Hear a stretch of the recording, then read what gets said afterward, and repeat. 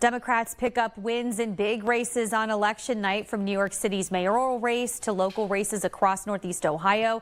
The federal government shutdown that enters its 36th day, making it the longest shutdown in history. And we're also working with new congressional maps in Ohio. Our 21 News at 5 political analyst, University of Akron political science professor, Dr. David Cohen, is back to put it all into context for us.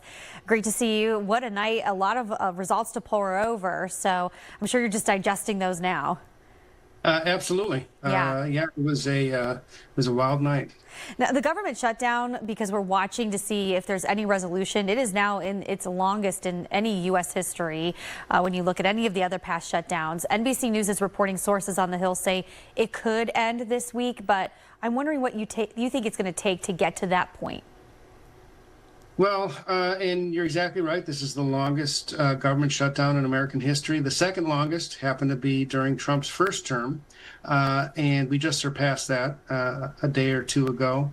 And I think what it's going to take is enough pressure, I think, from the American people, enough pain, visible pain out there, inconvenience, and also people not being able to purchase food because their SNAP benefits have dried up, or the fact that you have many flights being canceled every day because they don't have enough air traffic controllers that are working because they are not being paid. So, I think as we approach the Thanksgiving holiday, I think there will just be increased daily pressure to get something done. Now, last night, Democratic candidates won in big races in New York City's mayoral race, governor's races, even down to some local races here in Northeast Ohio. Speaker of the House Mike Johnson brushed it off, but President Trump took a different tone. Here's what they both had to say. But I thought we'd have a discussion after the press leaves about what last night represented, and what we should do about it, and also about the shutdown, and how that relates to last night. I think if you read the pollsters, the shutdown was a big factor, negative for the Republicans, and that was a big factor. And they say that I wasn't on the ballot was the biggest factor.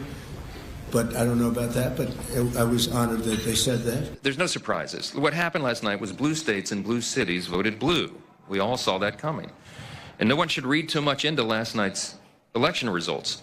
Off-year elections are not indicative of what's to come. That's what history teaches us.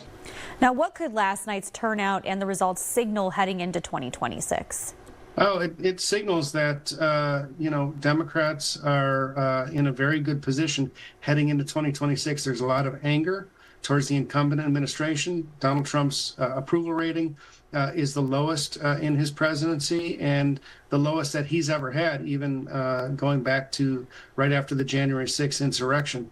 The economy is struggling. It's doing great if you're a wealthy person and you have a lot of money invested in the stock market. For everybody else here on planet Earth, it's not doing so well. Jobs are drying up. The cost of living is increasing.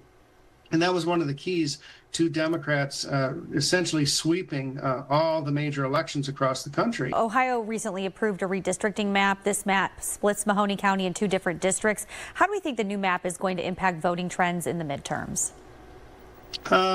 I think for Ohio, actually, it was probably the best deal that Democrats could have possibly gotten. I was actually quite surprised by the map that was revealed and was the result of a bipartisan agreement. In the end, it'll probably result in Republicans increasing their number of congressional seats by 1, possibly 2.